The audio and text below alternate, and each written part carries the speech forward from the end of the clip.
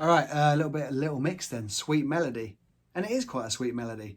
So this is just a little thing on guitar. It's quite fun.